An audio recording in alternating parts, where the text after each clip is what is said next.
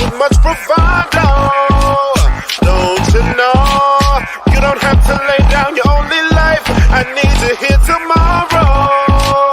Is martyrdom the only philosophy? I can set you free from all that seems to bind.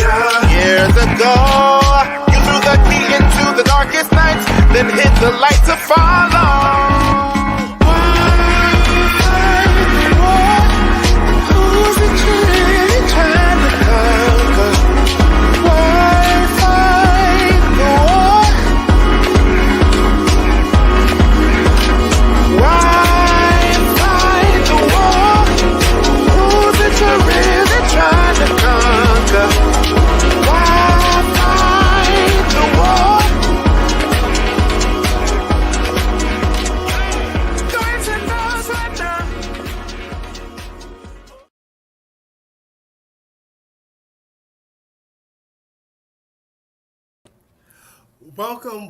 Welcome, and thank you again for sitting with us under the aNvKai tree.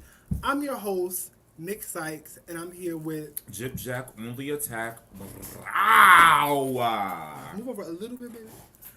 And we're here today for a very special episode. This is our first live episode of the season, and it's something that's very serious to us. It's something that we've opened up about before upon like our exit from the Black Hammer organization, but it's not something we've really like talked about in depth since. And we're gonna have two of our comrades and former members of the organization here today to talk about it with us. And yeah, like this is it's a serious episode, but like we're also gonna really try to unpack some things around like predatory behavior in organizing, especially in communities of color. And thank you guys again for tuning in with us. Before we start and get into our normal shtick, we are actually going through something right now. And you know, we're post-pandemic. There's a lot of craziness in the world right now. And we're facing some housing instability. And we really need to like get on top of like our ish and like be able to like at least to stay where we are until we can give some more choices to ourselves. So if you're out there, you follow us, you support us. We have a GoFundMe. The link is in the description box. But if you're listening out there on Spotify or any of our streaming platforms, you can go to GoFund.me/A74EF722. And that link will also be in the description on Spotify. And every little bit helps. Like a little bit goes a long way. And we really could use your support like during this time. And especially at like going forward as always. But this is not on no Patreon, no food la la shit. This is real. So share it with your friends. Like tell people, let people know what's going on. Again, gofund.me/A74EF722. Thank y'all. Thank y'all so much. And as always here in the aNvKai tree, make sure you share this post. Tell your friends, tell your family. It's really hot shit here. Like, yeah, like people need to know about this info. Like and love this post. Loves go really far. If you on Facebook, hit that little heart. Like you see this clip on IG, like light it up. And make sure you like and subscribe and hit that notification bell so you know anytime we post a new video on this channel.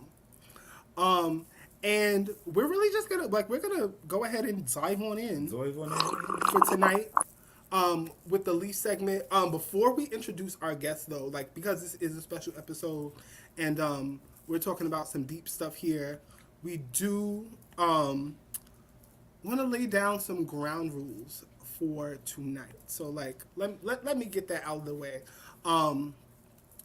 There are a lot of feelings about what is and what was the Black Hammer organization. So in the comments today, we're not going to tolerate any disrespect. We're not going to tolerate any hate. We're not going to tolerate any racism.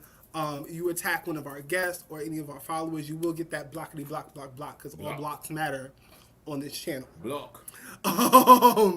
Before we get into that. So without further ado, for our segment on the roof, we're going to introduce two former members of Black Hammer, Suh and Savvy, and they can tell you a little bit more about themselves before we get into the show for today. It's day. Hey y'all, how you doing? Introduce Hey. yourself. I can introduce myself. I'm Savvy. 24 years old. Do you want me to get into like how I got into Black? Not yet. Not yet. Okay. Not yet. We're Yeah. gonna ask that, but then Yeah, I'm 24 years old. Yeah, and I am happy to be here. I'm Saw. I use they, them pronouns, and I'm 28. I was unfortunately in the Black Hammer organization. I'm super happy to sit down with y'all. It's been a minute since we talked to, so it's nice just to see you guys. And yeah, I'm really excited to sort of delve deep into the atrocity that is Black Hammer. Oh, well said. Yeah, it has been a while. We haven't even it's been a while since we got to just like really commune. You know what I'm saying? And the last time we were communing, we definitely were communing for what we thought was a good cause, what had, certain pieces that made a lot of sense. Um, Probably, what I'm saying, is the basis of work that, we're still continuing or like trying to figure out how to continue without all of the bullshit, right? But I think the thing that brought us together is a thing that still tethers us, which is not the organization but the revolutionary spirit in and of itself. And I am so glad to see that it still lives within y'all. I like after everything that we've all been through, but especially y'all. You know what I'm saying, and the people that were still there when y'all were there. Whew. I'm so glad to see that it's still alive in y'all. However y'all are planning or trying to make it happen, I can definitely tell y'all still love the people, and it's not that y'all haven't given up. You know what I'm saying? And that makes me emotional and makes cheers me to that. very happy to see y'all even more. So cheers, love y'all, and let's get it going. let's get on into it for tonight. Boy. For today, I'm used to saying tonight. I don't know why. I'm a Too fast. So we have some couple of questions that we came up with for today's show, but basically the point of this segment here with the leaves is what happened with Black Hammer. I know y'all all like really want to know. Y'all want some clarity, and so we're gonna give you our perspective. There's a lot of different perspectives on this thing. Our story is not the only story. Our viewpoint isn't the only viewpoint, but we got a lot of the information, The like, tea. and a lot of it happened with people we have right here firsthand. So the first question for all of us is, how did you find out about Black Hammer, and what made you want to join? And anybody can go first. Okay. So I actually found out about Black Hammer because a former member, and I'm not going to be saying names of anyone who's already left. I'm only going to be identifying people who are still in there. But a former member literally posted on my Facebook and was like, "Are you interested in joining this revolutionary organization?" And so I hit him up and we were talking. And so I initially got pulled in. I want to say this was 2017, 2018, sometime around then. And I originally got pulled in to work on what was supposed to be the gun club, which kind of fell apart and never really came into fruition until much later. But I was pulled into the organization for that, and then eventually ended up being in aNvKai before I was in membership, and then ended up leading membership, and then ended up leading SciTech. So I was really pulled in, and I guess I have an interesting perspective because I did not know who Gazi was before Black Hammer. A lot of people knew who he was already, so they joined because they knew him from his YouTube videos, or they saw him as a revolutionary figure, or just from his cult of personality. But I actually did not know who Gazi was until after I joined Black Hammer, which I think is interesting. But that's basically how I ended up in Black Hammer, yeah. Okay. I guess I could go. Oh, did you want? Oh no, you can. Oh well, yeah. I joined Black Hammer early 2020. I found Black Hammer on Instagram, and I saw actually Suz's video about North Korea and like breaking down like what was really going on, and it just like really like opened my mind because during that time I was like heavy in my city protesting during the George Floyd riots, and I was just wanting revolutionary change. And I really respected, Black Hammer's approach to the social media game, taking topics that were in the headlines that, like, kind of as people, messed with, and then putting that anti-colonial spin on it to tie it back to a revolution. And I really like connected with that, and I felt like I could really expand on that. So that's why when I joined, I started in social media, going my way up into social media to going into video production, and then video production, I joined Land Liberators as well, which in the city is a whole nother conversation. And then I worked my way up into being in Gazi's office as their social media coordinator to their chief of staff, that's when I exited. Yeah, so that's my journey through Black Hammer. Well, I joined Black Hammer. Like, I had followed, followed Gazi on social media for like a few years, like a year or two, and saw like their departure from the African People's Socialist Party, and we had been doing like this podcast for a while at that point, and we asked them. This is when they had like just around the time like Black Hammer had first started. And we asked them to come be a guest on our podcast, and they did actually 2 episodes with us. Like, we had like a panel episode, and then one there was like a personal interview about like revolutionary organizations, and we formed like a friendship from there. So like we had known each other for like Black Hammer had been around for like a year when we started like sort of like a personal like relationship, and then the pandemic hit. We were working from home, had some more like free time available, and decided like to join. Like, I joined first, and then I had been in the organization for like a couple of months, and I had convinced them to join, but they can tell like their own story as far as that's concerned. And like in the organization, I started out in I don't even know what it's called. Like the Political Education and Culture Committee, which is Black Hammer's sort of like education committee, and I became chief of staff of that committee, and then for a while I was Gazi's social media manager until I had to go back to PEC in agitation and propaganda, and handed it over to Savvy, and played like a couple of different roles in leadership in like the Black Hammer organization regarding like education and like sort of like propaganda. Yeah, and while Pat was in Black Hammer, I was in the middle of my year in white as a priest of the Orisha tradition. So I wasn't supposed to get my head hot, so I wasn't about to like join a revolutionary organization while I was doing that, because revolution is a hot sport. And I couldn't get hot, and it was just that simple. I couldn't get my head hot. So in maintaining coolness, I kept all of my energy like away from Black Hammer that whole time. And then when I finally was out of my year in white and got to look at it, I can't say I didn't like smell like some fish. You know what I'm saying? It was like, what's going on? Fish is being here. Nice. But it didn't quite read immediately. Well, it didn't quite read as like some bullshit. It read as like, okay, like these are just a bunch of people trying whatever the fuck that they can, and they just need any help, you know what I'm saying, as they can get, just like every fucking body.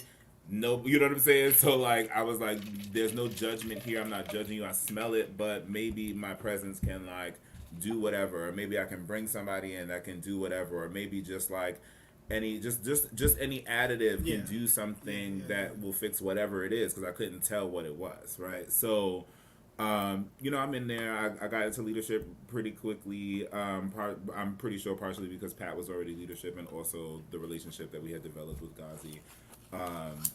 Subjectivity? Yeah. And could it be? Could it be?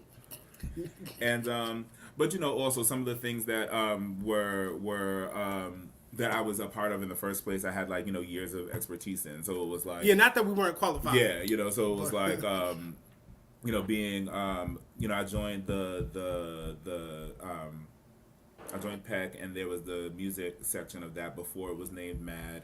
I helped name it Mad, and then I became leadership in that situation under somebody, and then they quickly moved up, if you will, and then I moved right into their position, and that was doing everything I could to build dual contending power via the music industry or via the entertainment industry altogether, and then there was a time when looking around, it was like, okay, there's something spiritual going on, you know what I'm saying? And then believing in the work that we were doing, I was like, we have to make sure that we're not subject to spiritual attack. Right. So propose that we have a spiritual sector by which we would not only educate the people on different spiritualities that their colonized ancestors would have practiced either pre-colonialism or have maintained through colonial madness,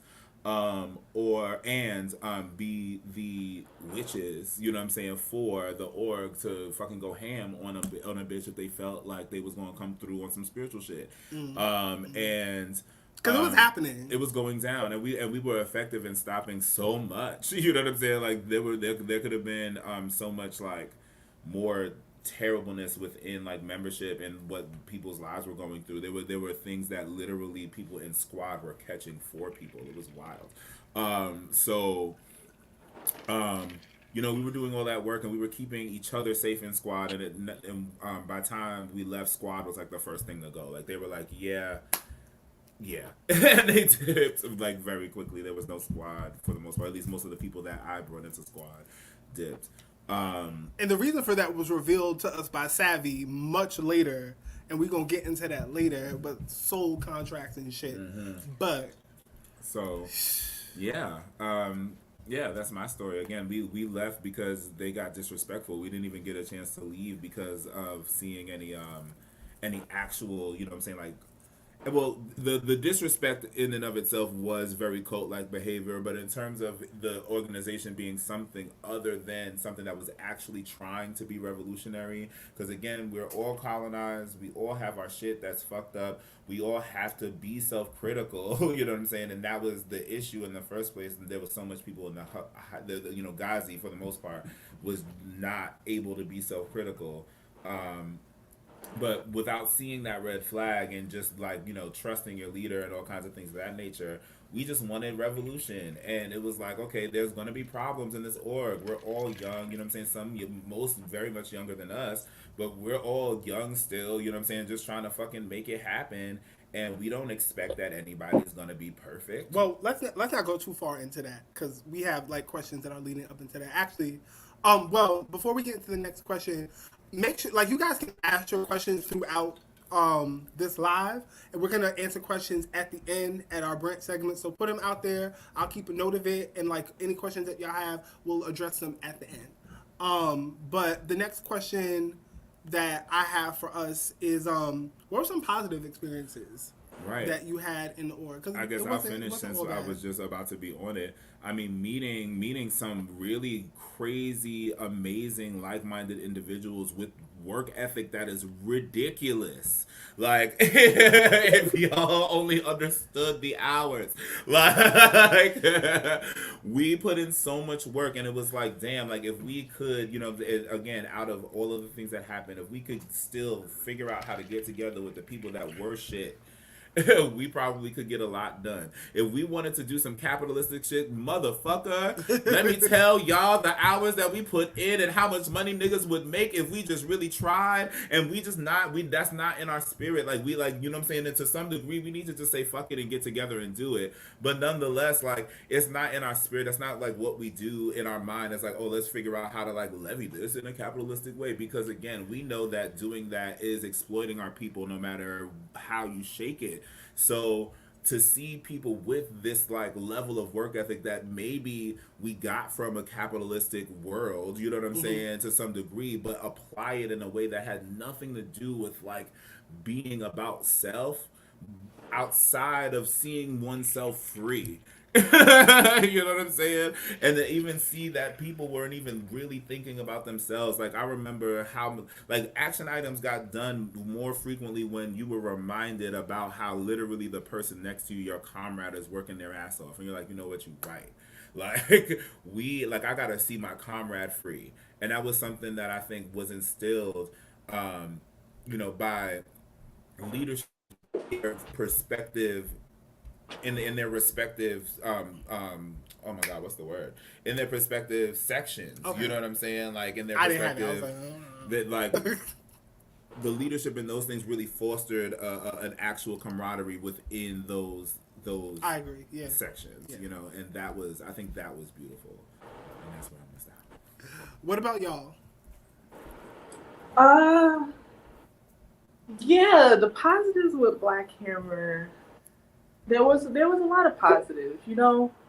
We were just like Jack had said, like, it was a community, like, and of like-minded people who just wanted to see each other free. And I want to like state this as well, that like the politics of Black Hammer did not come from Gazi's mind. Like, that did not come from Gazi's mind. That came from the brilliance of all of us working together, and as well as that what Black Hammer was outside of Gazi was an amazing tool for our people. Like, outside, but the problem was that the head was rotten. When the head is rotten, it corrupts everything. Like, coming back, no matter how much work you put in, no matter how much we gave to our people, it was never gonna like happen because we had someone at the top willfully destroying like what we was building.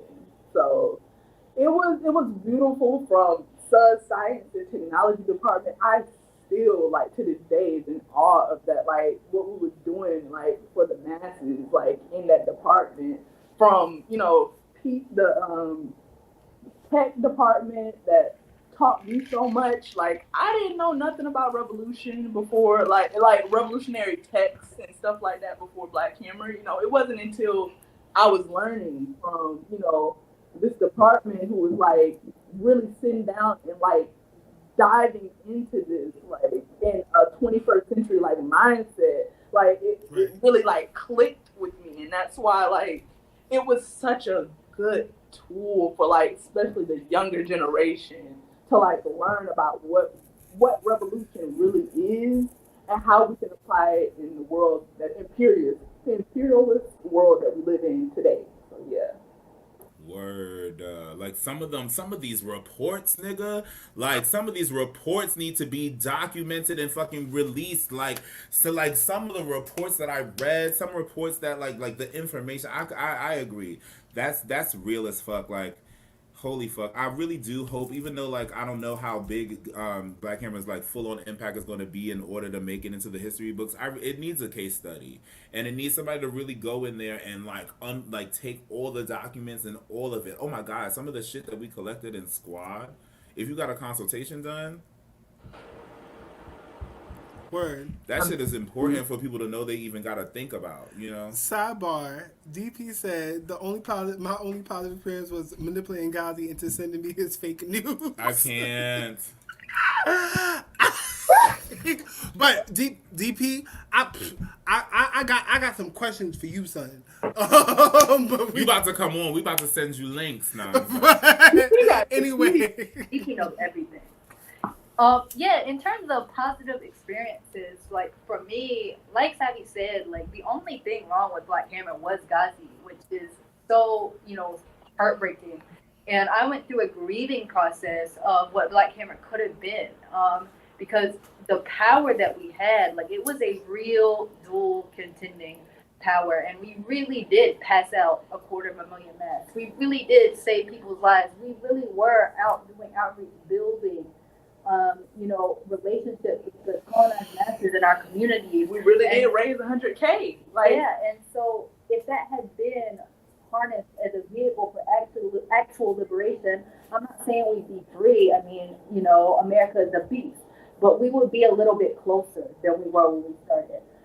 And So for me, that is such a goodness of Black Hammer, but it's wrapped so like inextricably with the mess and just the pure counter revolutionary like grift that was Gazi, who is just evil. And so much of it was the brilliant people in there, and seeing that the colonized masses do have a power. Like, we didn't have any government funding, we didn't have any high paying donors back then, we didn't have anything except for each other and our earnest desire. And like I'm saying, the political platform is airtight. But Gazi did not come up with that political platform. The other founders came up with that political platform, and then Gazi, once they were all gone, presented them as his own.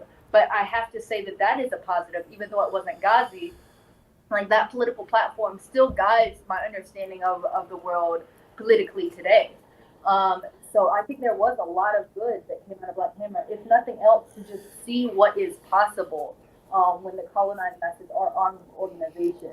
And it was something that could have been real, but because Gazi's intention was never liberation, like Sabi said, if the head of the apparatus is rotten, you're not really ever going to get anywhere.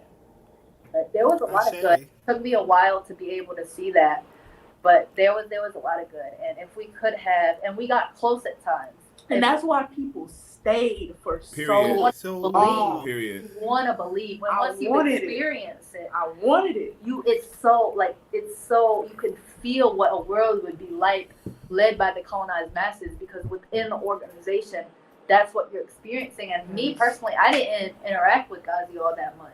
So, but we can get into all that later. Yeah. Later. Mm-hmm. Yeah, no, a freaking Ashe. If the head is rotten, then the body gonna do rotten. It just is the what it fish is. stinks from the head down. Another Evelyn Braxton quote. We're gonna cut that in.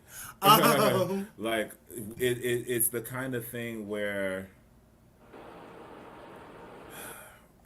it makes it difficult, like you said, to like distinguish all the good from like the evil that Gazi sowed into all the good that we did. But we need the people to recognize it so that they at least know what the good looks like, so they can replicate the good themselves. Like, we're not even trying, like, this is the thing, like anybody who had leadership, especially the ones on this and like in this panel, in this episode, like, we ain't trying to be followed. Like, we're not out here we just like, we're like, okay, this is what we haven't tried yet, and we just see it. We see it. We see what we haven't tried yet. Can we try this? And if somebody's like, you know what, let's refine that with all of this random information that none of us might have, please lead the show. And that's the thing. Like that's why, again, like it might have even been too easy for somebody to come in as a charlatan, and because sometimes the people who really see the shit don't like have the leadership want, you know what I'm saying, or the want to be the head of anything, because we feel like it takes individualism to want to be the head of something. Very individualistic. And with that said, to deepen something that you mentioned just now, like that Black Hammer for me, like my positive experience was really, that was the first place I got to actually be my whole self. And that was like really like super valuable to me. Like, I didn't have to hide how smart I was, how queer I was, like how like crazy at times I could be. Like, I felt that was really a space, a super like safe space, as the fucking liberals say, to like be like myself in my entirety. Because like in the world, like in the colonial world, like being like a Black queer, like trans, like like gender non-conforming person, I like being like smart and direct scares white people, so I can't be that way out in the world. But Black Hammer was a place that I could do that, and I got to like be a leader and like also like be under leadership that I trusted for the most part. And that I had never had that in my whole fucking Black life. And never. People that will openly defend your right to be direct. All those parts of me, not just a part of me that they like accepted or thought was good or thought was correct. Yeah. Because I've been in organizing spaces and community building spaces and social justice spaces, and I've never been in a space that like would defend all parts of me and protect all parts of me. Like, I had to, like, go in there knowing that, like, okay, I'm going to be the only black person in this space. I'm going to be the only queer person in this space. I was like, shit, I might be the only fucking smart person in this fucking space. It'd be that. And a lot of times it'd be because of all the other shit that you're even so smart in comparison to the people in the room with the privilege. Like, you can't be black, queer, dumb. right. The They're bitch like, would exist. That's death. You know what I'm saying? Like, there might be some that are black, queer, and not necessarily, like, knowledgeable about many, like, you know, worldly things, but I'm telling you, they could put two and two together quicker than you, I promise. Yeah, like, I want people to know how important it is that we as, like, people that are othered in this white supremacist society to find spaces like that. Like, to forgive people who, like, stay in spaces, you know, like, even in any kind of abusive situation, there was something that brought you there that you was missing in the first place. So forgive them people that you're like, bitch, why didn't you get the fuck out of there sooner? Forgive them. Forgive all of us. Because we were missing something, and our community outside of Black Hammer was not supplying that. Ashe.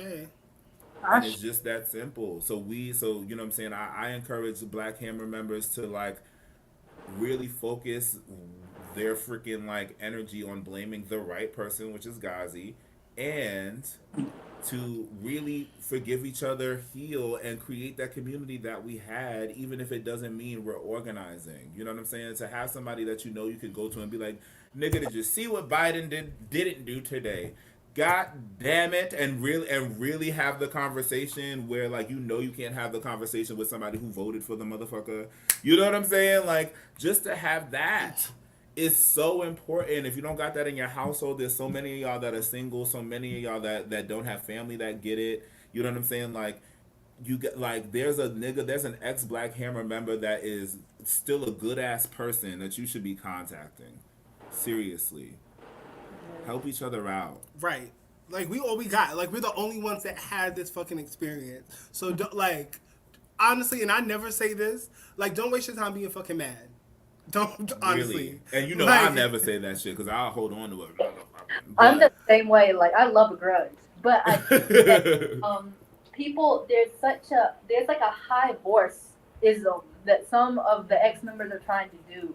And it's like, well, that fault is you because I left 2 days before you, or, you know, I didn't do as much bad as you, or you did more bad. And it's just like, y'all have so much smoke for people who were in the same situation that you were in and only wanted the liberation for their people. And it's like, you're on a high horse that doesn't really exist. And like Sadie was saying, folks are at each other's necks, and it's like, why is nobody at Gazi's neck? It's really frustrating. That, and as well as that people got out of this organization, and I feel like they sat back and realized what they did in the name of Gazi. In the name of Gazi. And some people couldn't and handle they that. can't take it. Mm-hmm. And it's okay. Like, you might have you might have did something in your office that you knew was wrong, or you did something in the organization that you knew was wrong, but don't come back out of the situation trying to like excuse yourself of like the wrongdoing and then put the blame on to the like everybody else. Pointing like, fingers at people while your hand is covered in shit. Literally, like, everybody, including us. We not. You know what I'm saying? There was. I mean, in the kind of offices that I had, I wasn't asked to do nothing crazy. You know what I'm saying? But nonetheless, like, it's the stuff that you didn't do and you got treated crazy for. Right. Like giving Gazi the consultation reports. That never happened. Right. And that created some tension. I do want to address something real quick that Solimar said. Sorry, I'll edit that out. That's not gonna make it.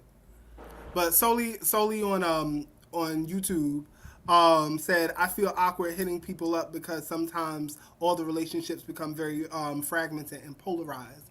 Fight it. I've felt the same. I've really felt the same. Like, I really felt there was some people under my leadership that I could have protected better and didn't, and had to, like, reach out and, like, put on my big girl panties and be like, I know you got some shit to say to me. If you were in, if you were in leadership, I'm sorry, you're still leadership to them people. Yes. Yeah. You're Yeah. still leadership to them people. No, So we who are in leadership gotta, if there's anybody that we gotta reach out to, we have to reach out.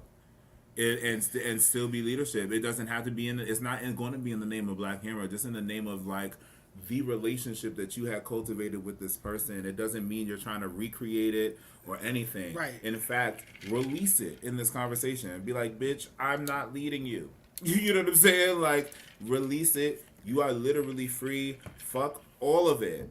Fuck all of it. If you don't gotta do none of it, if you're literally sitting here like, you know what, I'm done with organizing, you are free to be done. You are free to be done. It was a lot. It was a lot. Before I get into preaching, let's go on to the next question because we got at least one more, right? We got two more. Okay.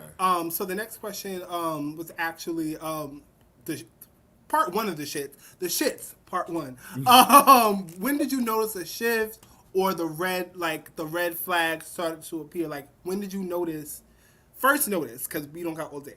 When did you first notice something was off? Like, one experience. Just one. And we'll let y'all take all the time for this because y'all can go to our video about it to see ours. Yeah. Oh, true that. So y'all, yeah. So you. I guess I can go first. I could say the first time I had the feeling that something was going on was during the cadre circle where they kicked you out, Pat, and yeah, it didn't feel right. I wanted to say something so bad, but I couldn't say anything. Like, I was frozen. I was so frozen and scared. And then I would say when I knew I was in too deep and I could never go, like, I couldn't go back, was when we was on top of that mountain in Hammer City. When that happened, and explaining that story, like, I was blindfolded going up on that mountain. They told me to leave my phone in the apartment, so I didn't have no phone, no nothing, didn't know where I was. And I was on top of a mountain for, I think, 4 or 5 days with not adequate food, almost died. Like, and still, even after all of that, like, Gazi was still wanting me to be his workhorse. Like, after all of that happened on that mountain, I knew I was in too deep, and I knew whatever was going on here was wrong. But I felt like in that moment that I felt like Black Hammer had the tools to get rid of Gazi. Like, if it came down to it, I felt like if we needed to have that election, we could have had that election. But being his chief of staff, I saw the way Gazi manipulated and played his, like, games with key comrades to twist them into keeping him in leadership, keeping him as commander-in-chief. And it was calculated. Like, I would watch this man on the phone before we go into a Zoom meeting, calling different comrades, to set it all up and set the whole thing, and to just basically bum rush people. Like, and it was insane. It was insane. And I was just hoping that he would not be in that position of power the whole time. I felt like somebody could stand up, position themselves to be commander-in-chief, and we could still have Black Hammer as an organization and as a tool of liberation for our people. But it wasn't. The top was rotten. Gazi had already made it apparently clear that the Black Hammer organization was the Gazi party. It was all his, and nobody else was gonna touch his crown. So yeah, that's where I saw the craziness, and just like where it just went totally wrong. Yeah, so I guess I'll answer how Savvy did. Like, when I first had an inkling, and then when I knew that there was no turning back. So when I first had the inkling, when Gazi was doing all the face paint issue thing in Colorado, and reason I didn't say anything, well, first of all, it just looked unhinged. And second of all, I was pretty sure, now I have my own spirituality and my own practices, and So I would never, presume to meddle or understand African spiritual practices. But I know for me, like in my spiritual practices, you just can't claim yourself, in our case, a shaman. Like there is initiation and stuff. So to me, it looked kind of crazy because A, Gazi was just acting crazy.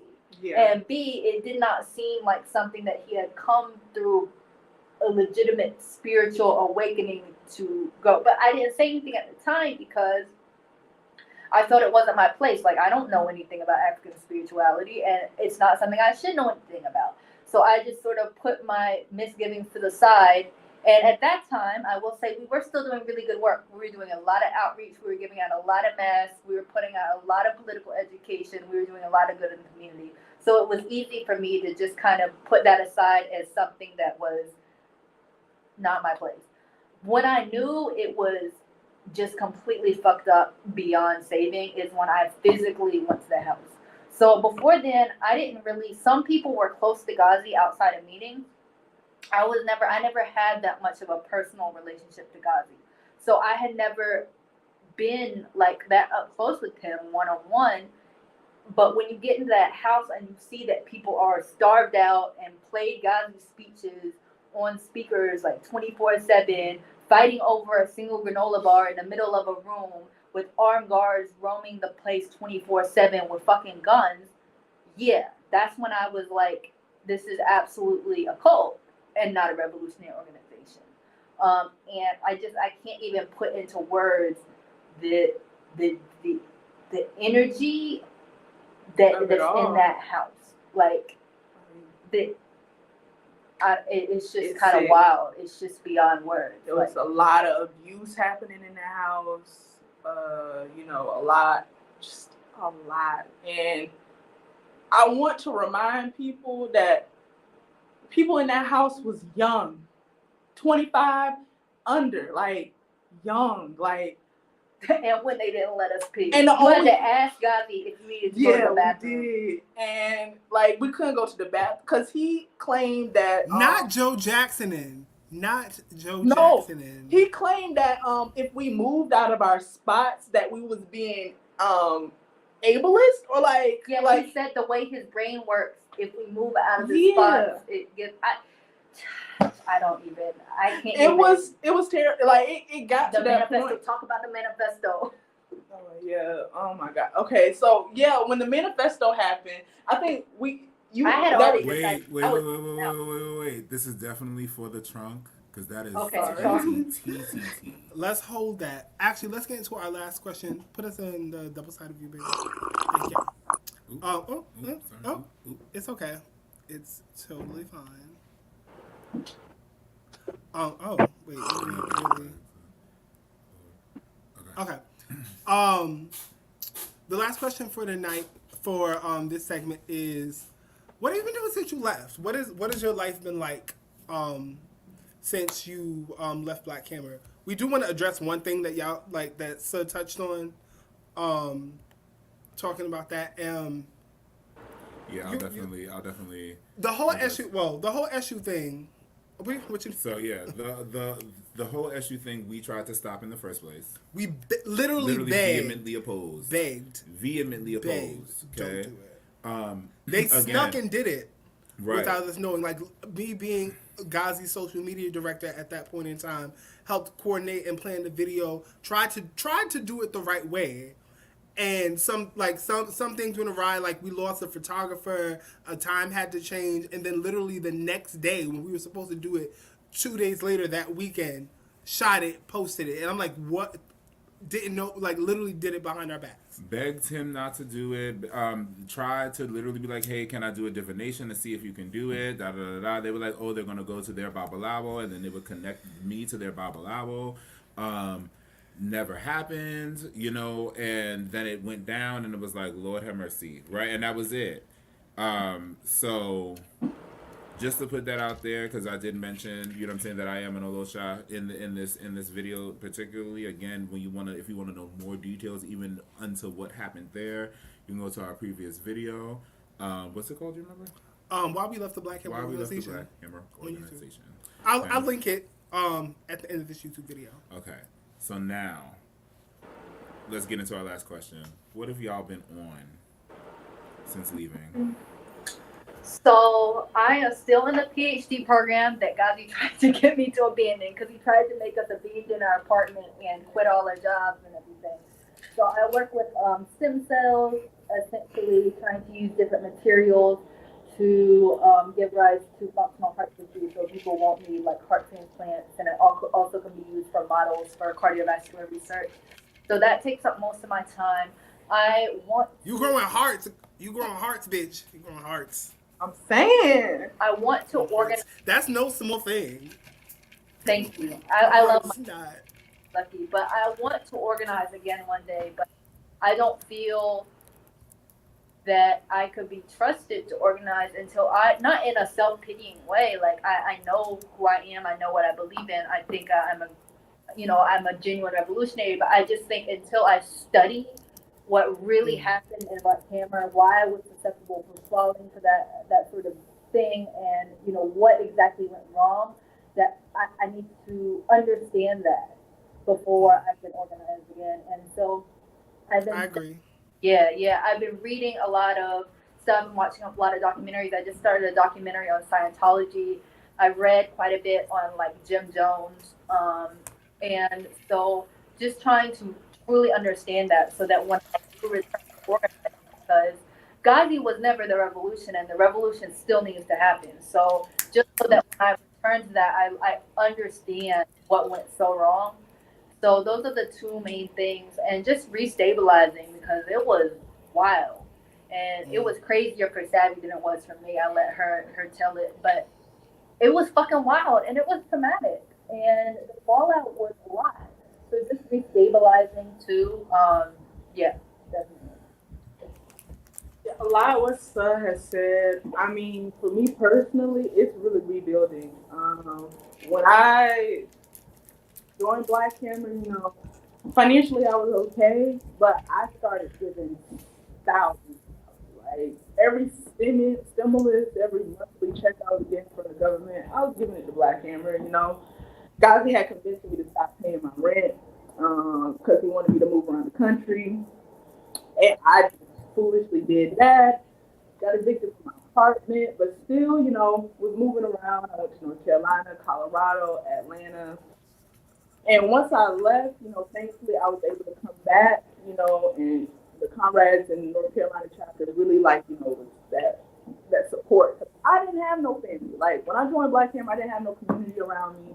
I was in an abusive relationship that I had just left, and I just was just trying to help my people. That's all I was trying to do. I just wanted to build something for my people, for my siblings, for my future. And that's why I think it took me a long time to leave, because I put a lot of hope in Black Hammer. Like a sunk cost thing. Yeah, I put a lot into Black Hammer. I was like, this doesn't work out. Like, I don't know what will. And I couldn't see beyond Black Hammer for a while, for a long time. But since I've left, thankfully I've been able to get back on my feet, start working, and just try to rebuild. That's like, honestly, I'm just trying to get back to just stability, and then from there I can figure out what I want to do.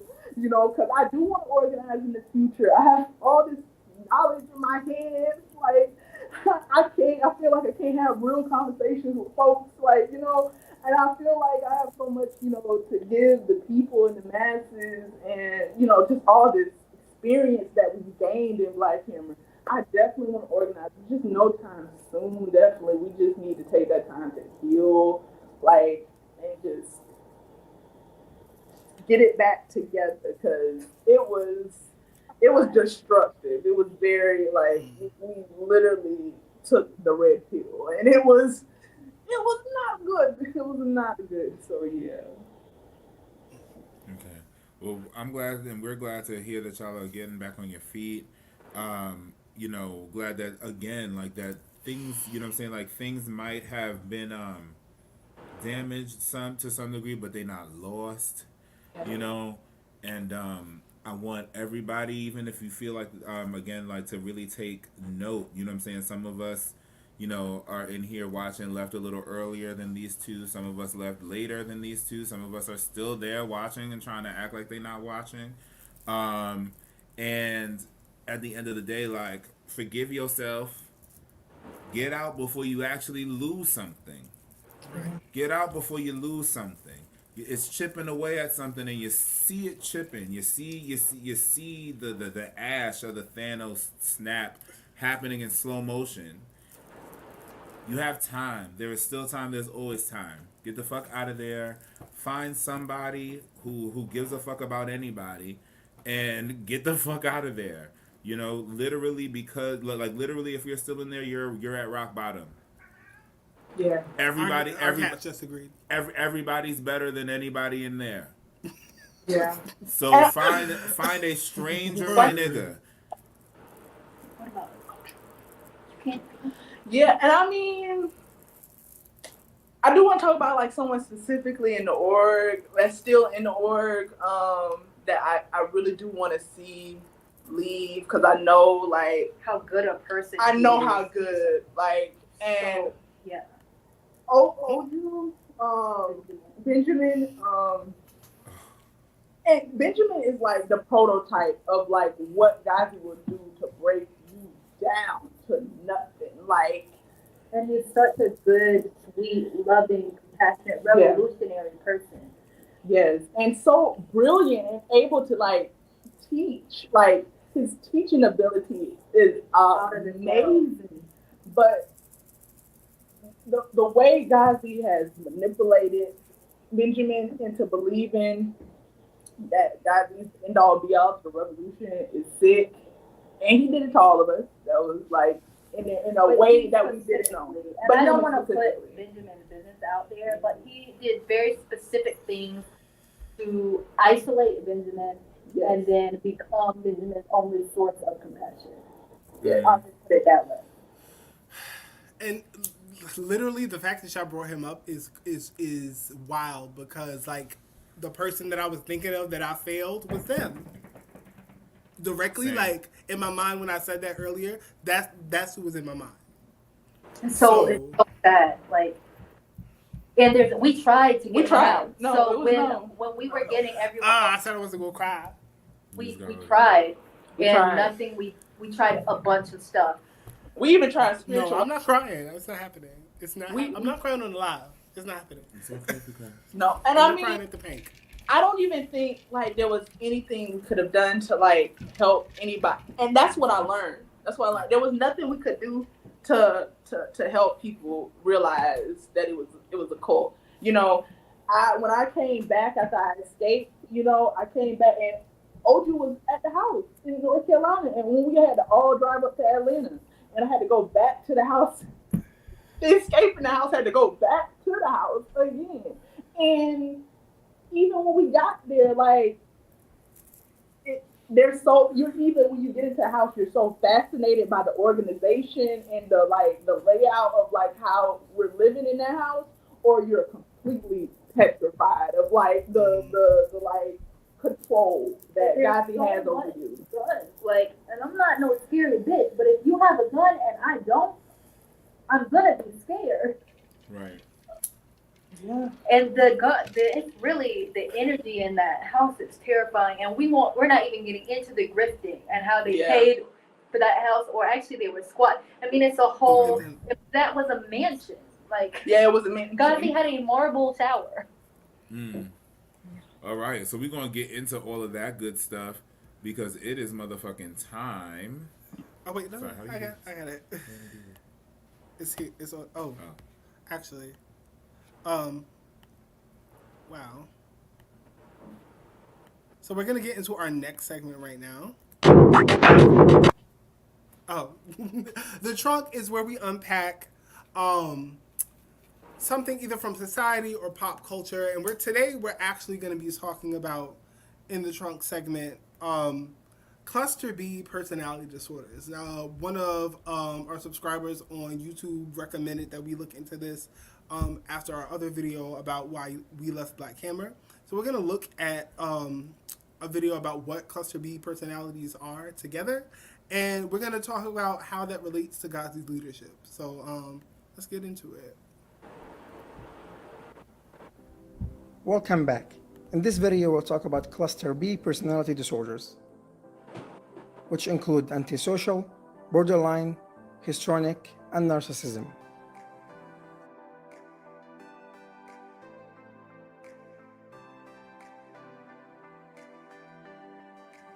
Antisocial personality disorder is characterized by violation and complete disregard of the right of others. These individuals don't agree that everyone is equal and believe that they're better than everyone else. And the thing that separates them from everyone else is the fact that they act on these beliefs. So they start breaking or stealing stuff from others because they believe that they deserve these things. If the patient has these features while they're younger than 18 years old, the disorder would be called conduct personality disorder. If these same symptoms present in a patient older than 18 years old, it would be called antisocial personality disorder. Next, we have borderline personality disorder, which is perhaps the most infamous. These patients have deep fear of abandonment, and they feel empty inside and fragile. This causes them to do very impulsive and unthought reactions to normal stressors. If they lost their college funding, for example, they would go on a drinking spree and maybe try self-harm or suicide. Borderline personality disorder can be effectively treated with dialectical behavioral therapy. And if it doesn't work, second-generation antipsychotics can be very effective. Next, we have histrionic personality disorder. These individuals are superficial and they have to be the center of attention. And if they're not, they'll do some erratic behaviors seeking attention. Finally, narcissism. These individuals think very high of themselves, when most of the time they're just like, if not below, everyone else. And they demand to be treated accordingly. They also have a lack of empathy for others. And they have no problem insulting others as long as it feeds their ego.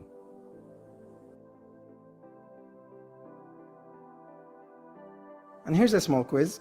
Try identifying the personality disorder in this scenario.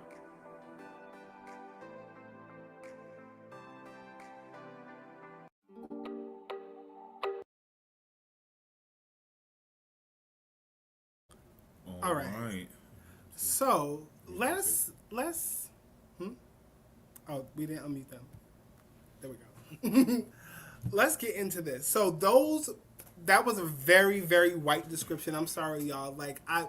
It's hard. Like, Black therapists, psychologists, neurodivergent workers, LWCs, please create more content. Please. Like, people of color, like, please do it so we don't have to use it. And if you can have an anti-colonial spin on your shit, my God, please. Because, again, like, we understand and relate to the pain that we just went through hearing that voice in the first place, and then that explanation sans the anti-colonial freaking nuances, right? Or even without like just referencing the actual colonial nuances, facts solely. So end of the day, we also want to this is not an excuse or me forgiving this motherfucker or anything like that, but we want to let everybody know that, like, when people of color experience these things, I'm 87% sure that it's because of our colonial conditions in the first place. If we didn't have to deal with half of the shit that we have to deal with, if Black people didn't have to deal with feeling ugly, then we wouldn't have to fucking think we the shit in a way that makes us feel like we the shit over somebody else. You know what I'm saying? And this is the white problem in the first place. White supremacy is based off of jealousy. We'll get into that later. Actually, we've gotten into it many times on the podcast. Go listen, goddamn. But nonetheless, when you see this in your brother that's not necessarily harming somebody, when you see this in your sister or your sibling in general that like is going down, you can let them know, hey, narcissistic as fuck. You know what I'm saying? And have this conversation with them to see what develops the thing. I'm not necessarily pro therapy in that way, but I really believe that like if you at least get to the core of something, then The awareness. then your higher self is very capable of telling you what you need to fucking do to fix that shit. Once you are like, yeah, this is the problem, you can be like, here's what I need to fix it, even if it is therapy, if you got to go to therapy, if you need a med, if you need, you know what I'm saying, whatever. Okay, so I just had to put that out there. So please, content, anti-colonial spin. But yeah, the basic questions for this are, do any of these sound familiar? And like, how do they show Gazi's leadership? Because like, I took it, like I said before, I took the comment as shade, and then I like looked at it, I was like, well, what is this? And then I was like, oh shit, this is how you fall for a cult leader. Yeah, no, I definitely see narcissism, of course. Like, and I saw it because I want to be clear. I did not know Gazi before Black Hammer. Like, I did not know this man at all. Like, it wasn't until I got into his office that like I really started seeing him. And it wasn't until I became his chief of staff that I saw him. Like, and the narcissism like comes in from so many angles. It's like so many angles. I know from my specific angle, it was the literal making me his slave. Like, I had not only had to be like the person that did everything, but I had to be his slave. Like, he had to make that dominance known. Like, I had to wake him up in the morning and with his breakfast and his water and his coffee, and he wanted it in a certain way. And you know, it was very much, I had to bring him his lunch at a certain time. Mind you, I'm his chief of staff and his secretary and everything else at the same time. But it was a very much, he wanted to be the God.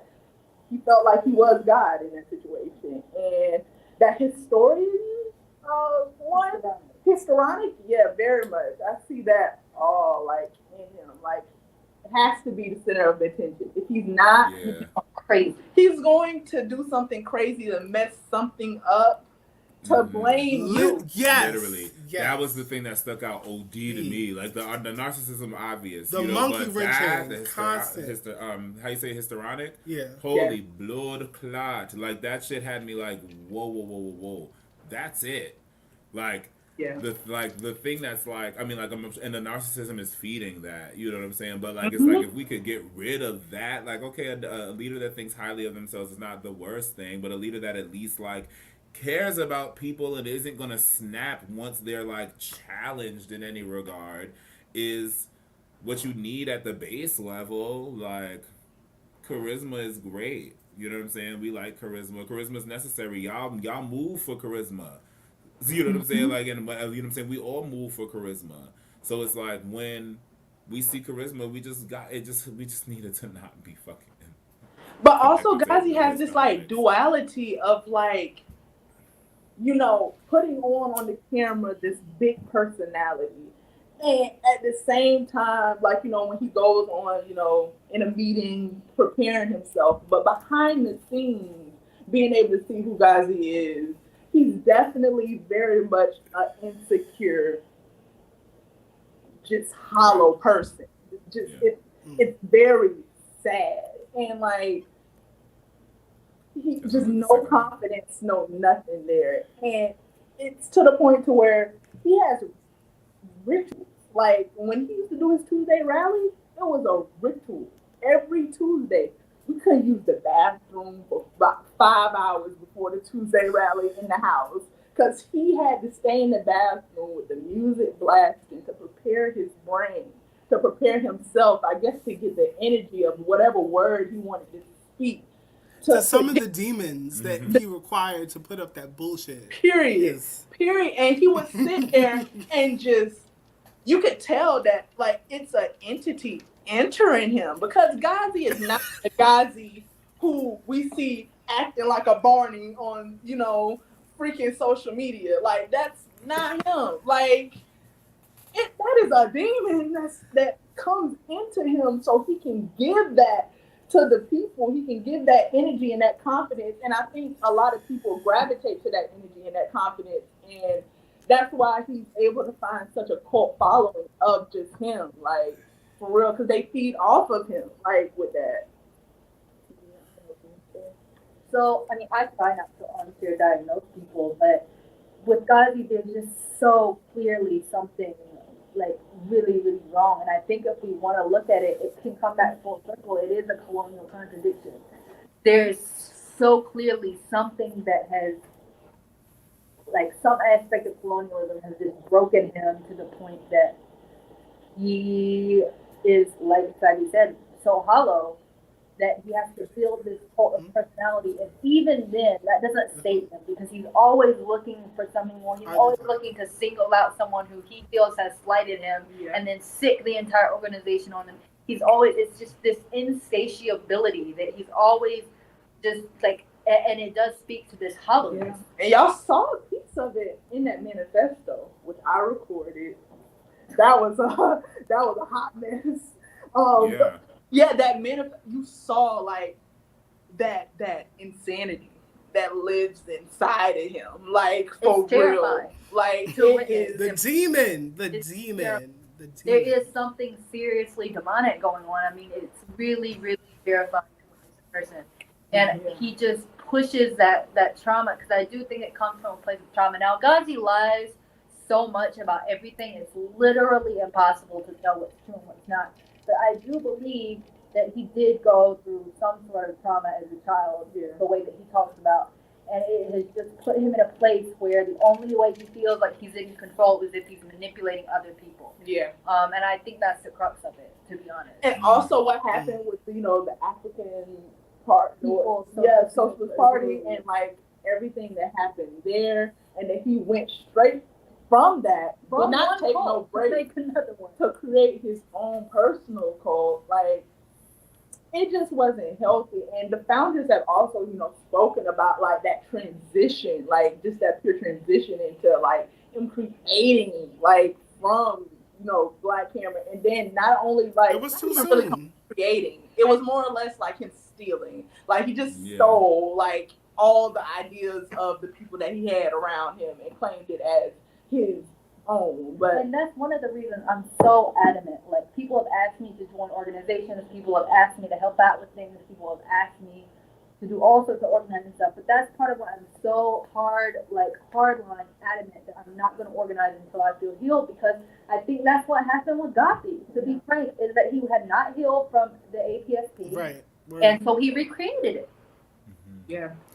Can you speak to that room that we've been hearing about? I think we spoke briefly, mentioned that we had heard about it when it comes to like these contracts. Yeah, the contract happened when the fallout of the division of the members who weren't in that house that decided that they didn't want to be in Black Hammer no more, they decided to take over the organization. And they decided to take over the email services. They decided to expose Gazi very sloppily, is what I add. I'm sorry, you guys, but y'all did that very sloppily. But oh well. They meant well. And yeah, when they did that, Gazi lost his mind. Like he snapped. Like he snapped hard. And I think he realized that he about lost it all. So when he had the control of certain people in the house, he had enough people in the house to still continue on the ground cult. You feel me? He still had enough people loyal to him to do what he needed to do in ATL. He locked that down. So when he wanted to lock that down, he forced us before that live, that like 3-hour live that we did, and we all had to sit down. That was surreal. We had to sign contracts, everyone in that house, and it was like no getting out of that contract. They made you give your social security number, your parents' address, like it was. You were signing away your whole life. Yeah, we had to sign up for like Work references, family, all of this. And you had to give him your social security number. Yeah. And I mean, that's how they got my social security number. That's how they leaked my social security number. That's how they leaked our address. You know, that's how they leaked so much stuff. And still to this day, still have information on us. Like, I doubt that he done threw away that paperwork. But we basically had to sign over everything to stay. I mean, you had folks signing over their car still. Yeah, the car. Yeah, like, God, I don't. When he like took the cars, like you could not leave. Like he took y'all keys. Like he took y'all keys. Oh, by the way, I've never told Gazi this, but I'm sure he's watching this. You have a fake social security number for me, by the way. Don't know if you knew that. I had already decided I was gonna escape at that point. So sorry about that. And he tried to destroy you. Like he. Oh my God. So I'm in my PhD program, right? And they called the dean of the school, the chancellor of the school, the police head of the school, the head of my department, my PI, which is like your boss in a PhD program, everyone in my lab group, and was calling them to the point that a separate department of my university called me and was like, do you need legal protection or like a police escort? With obviously fuck a police escort, but they were like, they're insane people who are blowing up the entire university about you, and they sound insane. Do you need legal or police protection? Yeah. Like they really tried to ruin my life. Like they slashed your tires. Yeah. I mean, and the sad part, y'all came all the way to North Carolina to slash some tires. Y'all real meow very much. But whatever. But yeah, like. That was pretty much just a lot. It was a lot. It was so much. Took so you much. Can say pussy, y'all pussy. Pussy. I didn't want to like. Y'all poussoir. Y'all octopoussoir. Y'all actually could never be pussy. Pussy's far too resilient. Y'all are testes. Testes. Straight up testes in these two. Hanging, dangling. Sorry. Fuck out of here. Savvy too classy for y'all. That's Southern charm. Yeah, no, talk for real. About meow. They did so much. They did so much to try to like and really they destroy. I mean, they tried to take my. Oh my God! I do have to say this. They tried to take my siblings. Like for real. While I was in the house the second time, they were trying to get my siblings' address because they were trying to go down to Florida to take my siblings away from their mother. Because Gazi said he wanted children. He said he was like, "Thank you so much for bringing me children. Like we need kids." He was trying to legally adopt my siblings. Literally, like what the fuck? It got insane. He also tried to force me into an arranged marriage and rape somebody. I mean, it was crazy. You can say the name because they're still in the organization. Yeah, I can't. They wanted me to marry Tiger, who's first of all a man and I'm a lesbian. Second of all, he's like 8 years younger than me. Then they were like, you gotta make it convincing. Like, y'all need to have sex. Like, and we do definitely need to talk about the arranged relationships in Black Hammer that Gazi purposely created to create maximum unity. That was real. Was real. It's true. I know of one of those relationships. And they wanted to break y'all up bad. Oh yeah. Oh wait. There was conversation about it because it's not like we ain't know. Oh yeah. And on top, like. Wait, what's tea? What's tea? I'm interested. We here. No, like specifically talking, like Gazi does not look at if you join an organization in a relationship, he doesn't see that relationship as real. He wants to pair you with who he wants to pair you with to create what he wants in the organization. And also to create a reason for you to stay in the organization. Yes. Because if your partner that he's paired you with is in an organization and you are in love with them or have a trauma bond with them, which is far more likely than actually being in love, your trauma bond is this person who's in the organization. Yes. That's another way he can keep you in the organization. And keep eyes on you because he infiltrates those relationships to make the partners snitch on each other. Not over here. It didn't work. Tried it over here. Tried it. Used another couple to try it. And then they were trying to tell us that y'all's relationship was abusive. I mean, just make up. He just... Like, I can say personally with me, he was trying to pair me up with Charlotte. And it just was not happening. Like, it was just not happening. Sadly, no. It was, and he really got real life mad. Like, because he wanted to solidify his office. And Charlotte was chief of defense in his office, and I was his chief of staff. And he wanted that, like, connection to happen. And honestly, I can say this like 100%. I was celibate the whole time in Black Canvas. I'm sorry. I can't think about nothing. I was thinking about nothing but revolution. Like that was it. That was all I cared about. Like I had just got out of a toxic relationship, mind you. Like, so it was nothing going to happen. I didn't want to be in no relationship. I just wanted to serve my people with the best that I had. And that wasn't enough for guys. It wasn't enough. It got to the point to where he would make up stuff to be mad at just because he wanted me out of his office. Like, if we want to talk about relationships, we can also talk about how if you were in a relationship, you're under constant 24/7 pressure to recruit that person or to play them.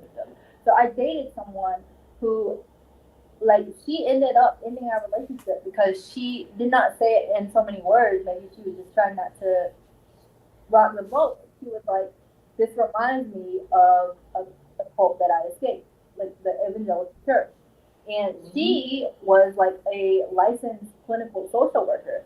And so, like, but I was under constant pressure to recruit her. And then once she was in, I was under constant pressure to get her more and more and more active. And like, that's the pressure they put you under if you're in a relationship with someone. Like, and like Tati said, if they're not in an organization or it's not a Gazi sanctioned relationship, it's not viewed as legitimate. I mean, they will encourage, I've seen them encourage one of our friends to encourage him to get into a relationship with someone who is already in a relationship and essentially steal them away from their partner. And that was presented as okay because the partner was not in Black Hammer. And it's presented as if a revolutionary needs to be in a revolutionary, with a revolutionary. A revolutionary person can't have no reactionary partner. And it was presented in this way to manipulate people. So Gazi also had control over their personal relationship. It was really sick. It was really an anti-Semitic sex cult. It's sad because the whites said it so much on social media, and you know, I fought that. Like, snow roaches never. You know, I tried, but it looking back, it definitely was because that's what Gazi created it to be. Like at the end, and when he made about the grooming too, the grooming of like when he you remember when he like started forcing folks to write down, you know, the partners. You had to write down what you was into because we left. I guess we left because we didn't go through that. There was a situation that happened within the organization where two comrades were living together and something happened, abuse happened, and through that situation, they created this new standard in the organization that if you were in a relationship with another Hammer, you had to fill out this form. This form that was very, very wild, very invasive. And like I mind you, pinks and shit. Gazi was in a relationship with Shagun the whole time. Like, and he groomed Shagun. Unbeknownst to anyone who did not live in the house. Yeah, nobody. I didn't know that. I had no idea. But mind you, Gazi was in a relationship with Shagun and never filled out this form. And also was still to this day, abusing Shagun. Which I can get into that later, but, you know, that dynamic of that relationship is messed up. And he evil for that. Yeah, I would say I have questions because we witnessed it together actually. Yeah.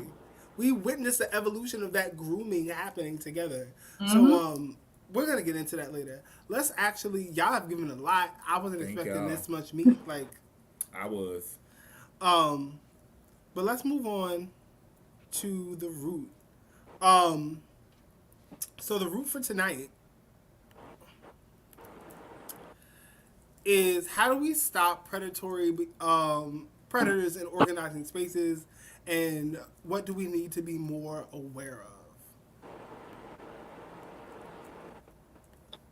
I say call it out. That's what I felt like.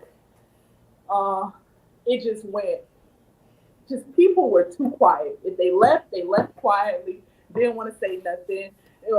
Like if they wanted to leave on Gazi's good side, they didn't want to leave and speak out and call it out. And that's why it was like everything was hidden for so long. People, because we didn't find out a lot of this stuff until after we left. Everyone who left wanted to tell us everything. Well, shit, it would have been great to know this while I was in the cult. Yeah, like even from the founders to why they left, them leaving quiet. I wish they would have, spoke up earlier. I understand why they didn't, but it was so many people who, left quietly, or just wanted to leave and not stir no feathers, or even during the meetings wanted to call Gazi out in face when they knew it was wrong. People that I think actually said anything. The only. Everyone else, it was like sheep. Like it was very much the sheep mentality. People were scared, and they was just. And I can say for myself, I was with it too. I was a sheep at that time too, And yeah, and it got to the point. It gets to a point to where if you feel something is off, wrong, if you know something is wrong, call that shit out and call it out to their face. Because when I did that to Gazi in that meeting, that last cadre circle meeting that we had, that one was bad. That one was bad. Yeah. So that's my perspective. I don't know. No, definitely that. And if there's a culture of secrecy, then something is up. That's one thing. And I think that these organizing spaces are there's so many cults. I left another cult, Workers' World Party, that claims to be a communist organization before joining this one that claims to be a communist organization.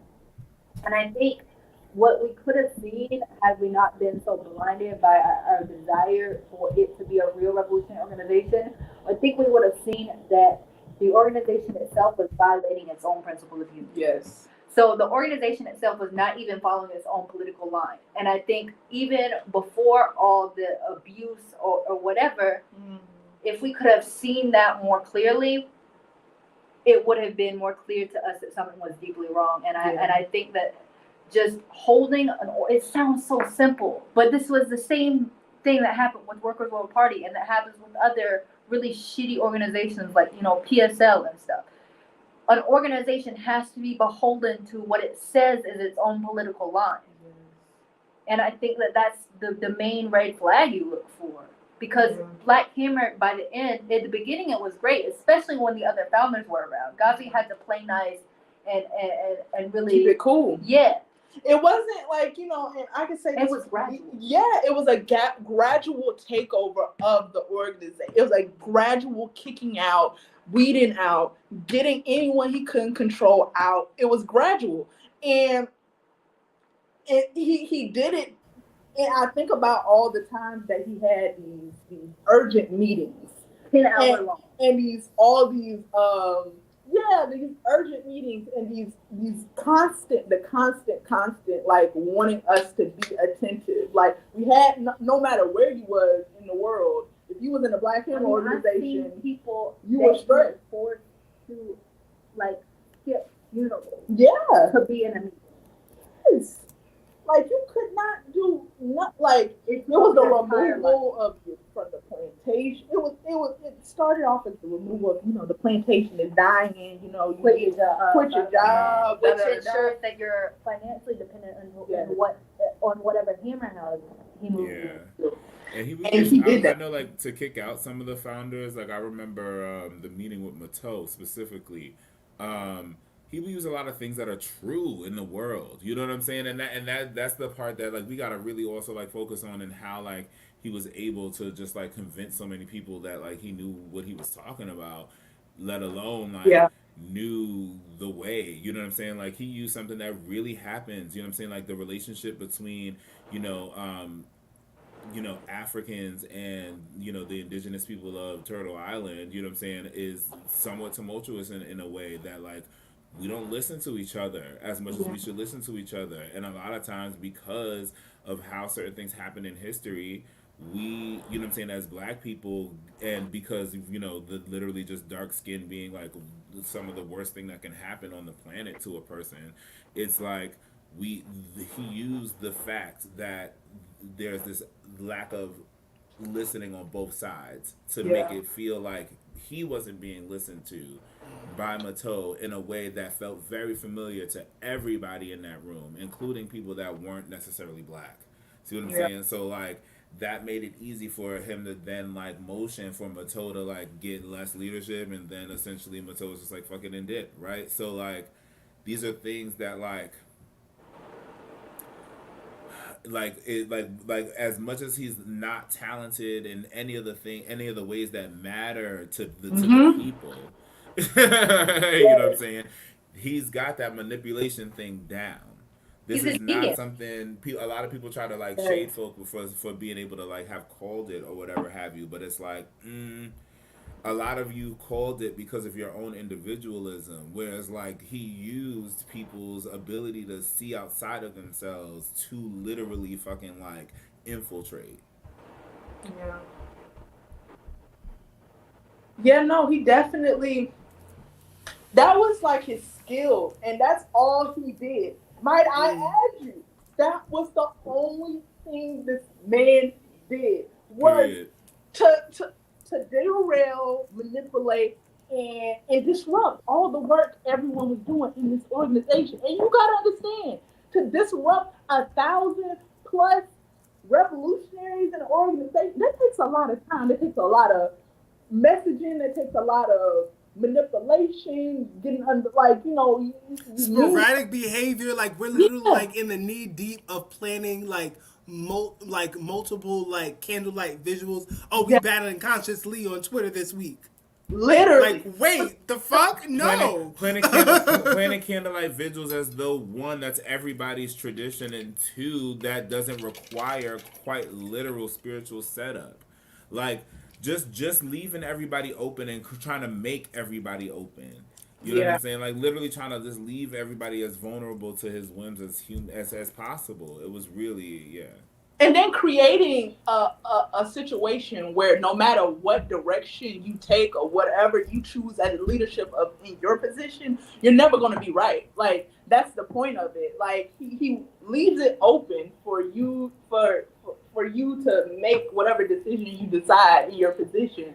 But ultimately, he's going to disunite with whatever you choose because it was a setup from the beginning. It's always a setup, and it's always Like the subbing in his sermons. Like he would sub you on some shit that y'all had a private conversation about during his sermon. I know some members is feeling like they need to leave because the workload is too much because they in school. But I know. And I'm like, yo, how the fuck could you? And that was my first red flag. And I don't know why to this day I let that shit go. I don't. Again, it's the belief in the org and understanding that he's not the revolution, and that if he really needed to go, we should have been able to make him go. And that was the thing. Nobody wanted to make him go. Right. And people looked at him as the answer. Couple people tried. I mean, once they It tried, happened it a few was too times. late. Yeah. Once they tried, they were gone. It was too late.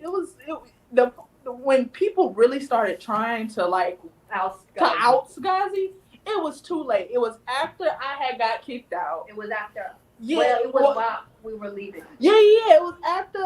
Yeah, I had left, and they tried to. No, I had left too, actually, because this was when the holding the gun to the back of the stuff. Yeah. Oh yeah, and all of that happened, and that's when people decided to like, okay, yeah, we need to step up. Gazi needs to go in the rank and file. Like, we need to have this like this situation happen Like, finally. you should not be leading this. Like, yeah, like you've been leading it for too long at this point, to be honest. Like, but once like we already got the ATL cult house established, already in his name. He already got the cars in his name. He already got everything, bank accounts already in his name. Like, forced people to give that up. Like, y'all done waited too late. Like, and when people were begging, trying to save it, just nobody was listening. Everybody was doing their own thing, just trying to keep up with you. And that's why he tries to keep you busy with day-to-day work, so you don't have time. The sleep deprivation. The sleep deprivation of it all. From the sheer workload. And it's like hallmarks of a cult. Like I've been reading through the hallmarks of a cult. Like, they get you in a space. Even the dissociation aspect of them making you pick a new name. Like, they say you're gonna have a different name, a revolutionary name. Even that, it's a tool to dissociate you from yourself. Yes. And you do kind of feel like this superhuman being that's able to like do all this work and handle this in this department, that department, and doing all of this, and you're just going and you just feel like you're doing it all for your people, and you're just being that revolutionary that because you look at like what you're studying, you're trying to be like Mao, I'm trying to be like Malcolm X, I'm trying to build something substantial. I'm trying to bring like true change to this world for my people, for colonized people, not only in the United States, across the globe. Like, this is a globe, and that was the thing. It was the globalization of Black Hammer that just like made me feel like I had to fall on that sword even harder, because it was not just me in the United States. It wasn't just, it was the world, and I felt that like in my heart. I felt that, and I felt the amount of pressure that that it was going to take to do that. And that's why I feel like a lot of people like delved into the amount of that work, just constantly that. And let's talk about that. That's human trafficking. Like, he trafficked all of our like work and all of not paid, not unpaid, anything. We just gave all of that, and he just sucked all of our like energy. Like, it was very much. We did all of that work, and did all that work, gained all that literal corporate experience, and can't use none of it. None. Literally can't put none of it on a resume. Literally can't, like, niggas, like, you have run a company, my nigga. Literally. No, for real. Hammer Each Stone. one of us has run a company. And we couldn't be CEOs literally right now. We couldn't come in and be like, look, I ran a whole motherfucker. Do you understand global? Period. No, you couldn't do that. And it's sad. It's all the knowledge that we have, and we can't use none of it. I mean, I'm a say that, like, if you do want to use it, you can use my number. We can like forge some stuff, but No. Here's look. To be honest, the best thing that we could do, especially since sub rap, we musical. Most of the niggas that are like few of the niggas on here that's watching our musical. Most colonized people are talented. The easiest thing that we could get done is a label. Yeah. And could get it done so quick, and would be fucking lit, and would get paid, and be able to actually do the music that we want to do. So I'm fucking down. I already have the branding. So like, you know what I'm saying? Like, we like at the end of the day, like, we put, like you said, we put in so much fucking work, and what we did is redefine ourselves in a way that we can fucking like take and like use in some way if we must. You know what I'm saying? And it's seeming more so like we must every fucking day, right? Yeah. So like, y'all, we were literally spending fucking 14-hour days on the computer. Literally. Fucking doing all kinds of shit. y'all, while in the house, was literally running around and then getting on the computer and then running around and then getting on the computer. You know limitations of your body that most people would not know without going through some kind of wild monk or shaman training. You know what I'm saying? Like, so you know what I'm saying? Like, oh, I'm sitting under this throne. I can't go to the bathroom until somebody is around that can take me to the bathroom because of how this is set up. You know what I'm saying? So like, I'm holding this shit until I can see somebody. I know how long I can hold my pee because of that. And y'all went through some things that are so similar to just like that kind of level of fucking like rigor. You know what I'm saying? To a way like it's like if we wanted to and if we felt like we needed to, there's no reason we couldn't fucking do it. And people would try to shit because they like can't like understand how everybody's story, how they come to wherever it is that they come to success, or how they come to being able to just fucking live their life. Like for the most part, I bet you most of the niggas that most of the people that fucking are ex Black Hammer members are not fucking chilling right now financially, are not chilling like in any regard, you know what I'm saying, and like feel guilty for potentially using any of the skills that we acquired during that situation, feel guilty about all kinds of shit in which they are literally stagnating, and you would rather them stagnate than be all right with the fact that niggas said fuck it, we gonna coin. Wildin'. Yeah. And then there's some other people, and I'm not gonna name any names, but there's some people who are perfectly fine, who are petty boo to start with, and they're the same people who act like they're on a high horse. So that's frustrating to see. Like there's people who, as soon as they were out, they went back to very nice apartments, going on very nice vacations, having very secure jobs with their very rich parents, and those were probably not coincidentally the same people who always had a finger to point at somebody else.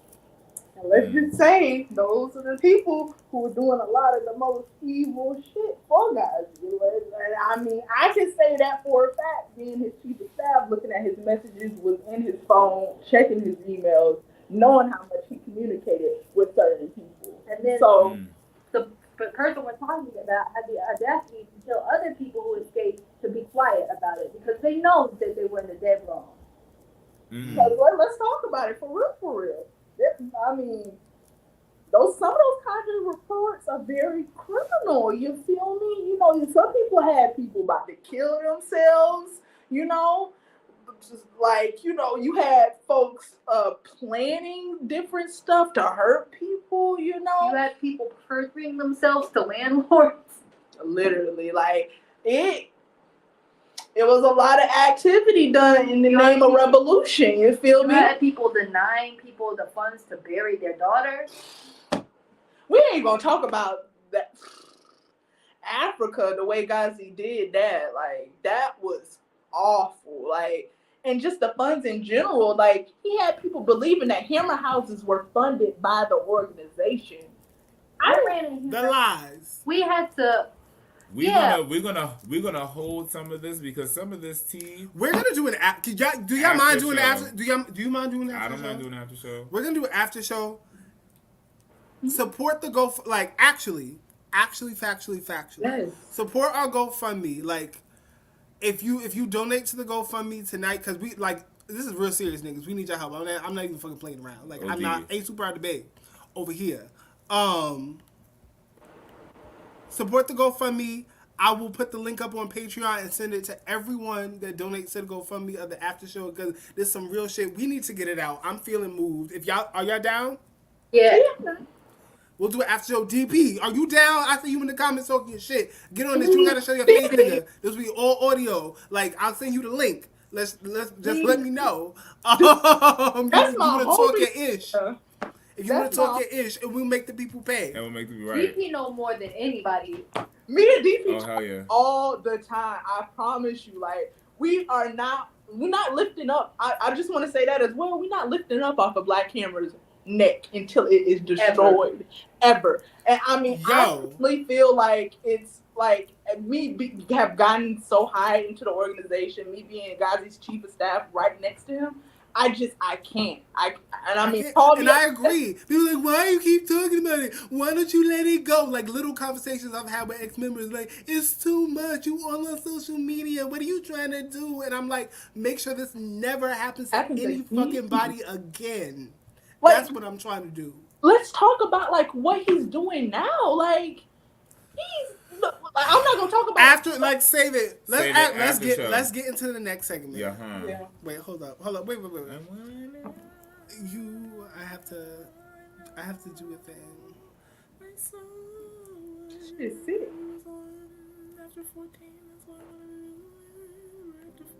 Welcome.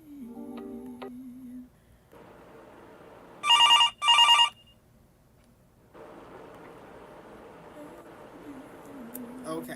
So this is actually, let me replay that sound because I fucked this up. I'll fix this in post. This is our branches segment where we take questions from y'all, the viewers. Like, if you want to be a part of our branches segment, we ask questions on IG every week. So make sure you follow us on IG at aNvKai tree. So you can, you know, like when we put out the question of the week, you can like be a part of this. So our question of the week, we have a couple actually. Our first question is, why did you align with Black Hammer? Why did Black Hammer align with the right wing to protest the CDC for the panini? Was it to save the org? It was definitely Gazi. When that happened, when Gazi aligned with the right wing, he had burnt every bridge with the white left.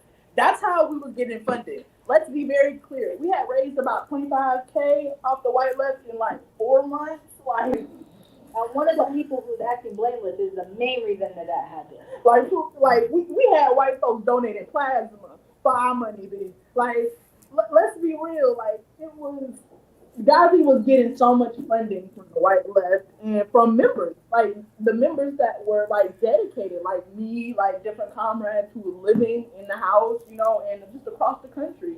And once that started, that exodus started happening, and that exodus of the reparation corps, he had to align with the white right. Yeah. Because at the end of the day, it's a grip. It's a grip. And he needed to get more money, and he had burned every bridge, not just with the white left, but with the left in general. Everybody knew who he was at that point. And so he had to get a different bag. And so that's why he started a line. And I want to say this too, Gazi himself does not really have a political line. Thank you. He does whatever he thinks he needs to do to get the prestige and attention that he wants, and also to get the money. I mean, we can't underscale how much of this was about funding Gazi's lifestyle, living in a mansion, going out to a club, getting expensive clothes, buying a $2,000 dog. Like so much of it was about the money. And so when that what else did he have? Like, honestly, nothing. The cars. He had 3 cars. He had the mansion. He had the what else? He had all the connections in Atlanta. Cause I don't know if you remember this, but when we first got to Atlanta, we went to this event called the new Black Wall Street that they're building in Atlanta, and we went to their grand opening, and we met the man who basically owns all that land. He owns about like 40% of the land in Atlanta. Like, he's this like Black billionaire, and he took us on a tour personally throughout the whole building, like, so we could set up shop in this. So Gazi, I feel like Gazi had connections already. There was a reason why he chose Atlanta. There was a reason why the land fell through. But then also there was a reason why all of this stuff happened, and it happened for a reason. Like, that land, he was never gonna get that land. That land, first of all, when they switched it to Colorado, he was never gonna get that land. And, you know, he tried to blame it on certain people who was in the organization, that it was their fault. But essentially, Gazi was never going to make sure that land purchase went through. That's why he exposed the location on Twitter before we even had it all together, you know? He exposed our location. Because he knew that the white left was on our ass. Like the white left and the white right was on our ass online. And he deliberately still posted photos geographically And we of all the land. begged him not to, by the way. It was all he wanted. Surrounded by white supremacists. Mind you, we at the top of this mountain, the land that they wanted to buy, on the tippy top of this mountain. He was never gonna grow nothing on top of that damn mountain. I almost died on that mountain. It was not the temperatures, the extreme temperatures up there. It went from scalding hot to like my hands are like permanently scarred, like to this day, like because of just the raw temperatures that was out there, the extreme cold during the night to the extreme heat to burning off your flesh during the day. Like it was never gonna happen. It was never, and it was all publicity. It was all publicity. He knew he was getting publicity up there. Excuse me. All right, let's get into this. Let's get into this next question. The next question is from DB, ironically. If you didn't know Gazi's real age, how old would you think he is? In all seriousness, though, Gazi does lie so much that we actually don't really know his real age. He claims to be, what is he claim to be, 35? He claims to be 34, 35. That's a goddamn lie. That skin does not say 35. But he tried to so somebody called him out about that, and he tried to show us his birth certificate. Oh, yeah, in the house? But then it was never clear on the birth certificate. So actually nobody... Yeah, he flipped out. Who really knows? But let's talk about this too, because that calls into question a lot of the relationships that he has with members. Because creepy. He has this thing too where he feels like he's trans age. I don't even know if we want to get into that. But the only logical conclusion to me that something claiming to be trans age. He was really drunk at the club. Pedophilia. Yeah, he was really drunk that night at the club when he started crying about that. And I don't know what else he was on. Why do?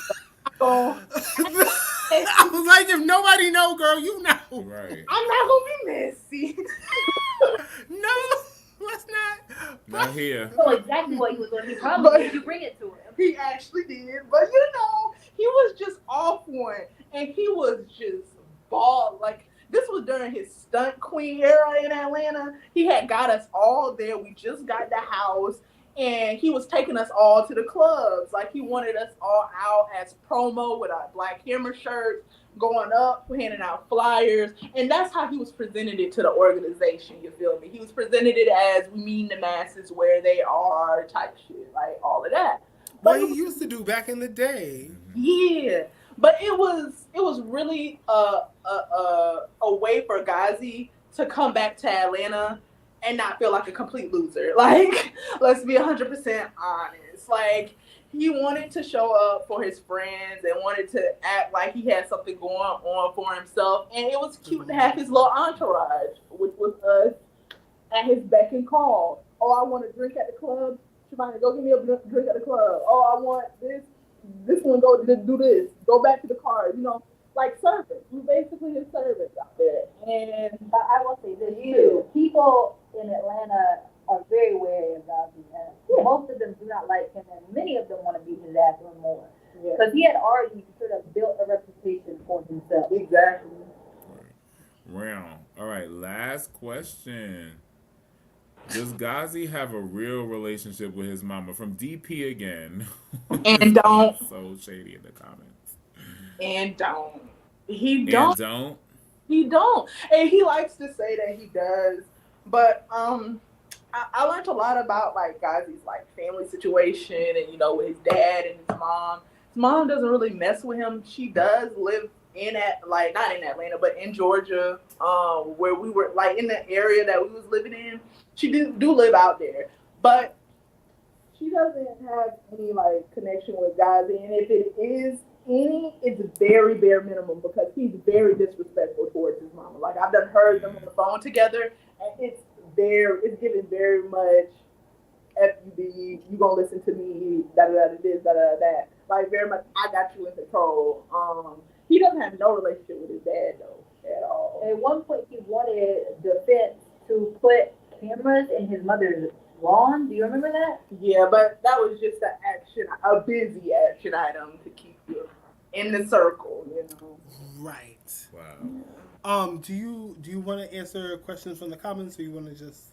We could answer. Do we have any questions in the comments? We have some from TV, I believe.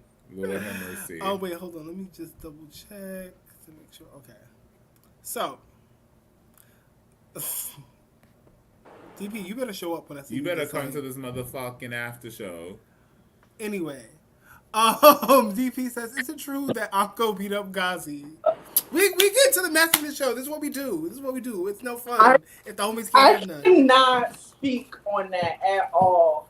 I mean, Uncle would have to come out like with their own story. Like, I'm gonna be 100% honest. I am respecting Uncle and Sante in this situation because I want firsthand witness what they went through. Like, And I don't think people are super fair to them because it's easy from the outside to judge.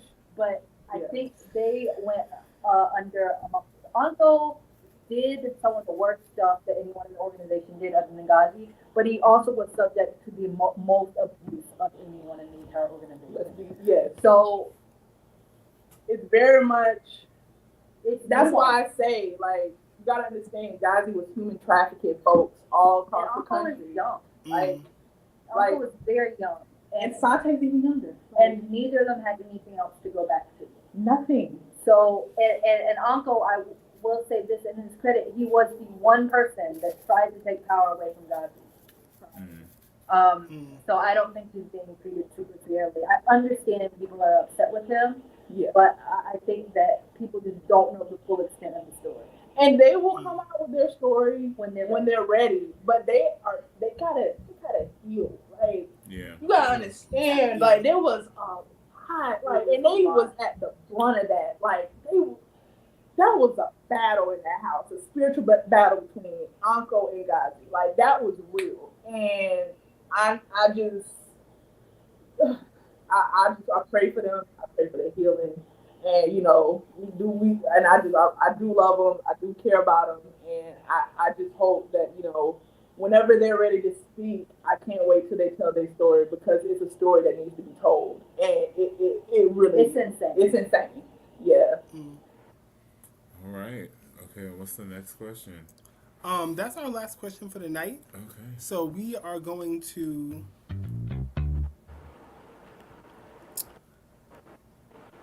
end for the night.